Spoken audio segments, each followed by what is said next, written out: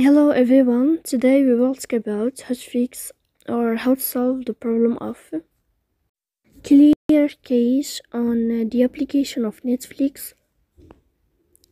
You will click on settings. In this page you can click on apps, default apps, app settings. On above you can search about Netflix and you will enter.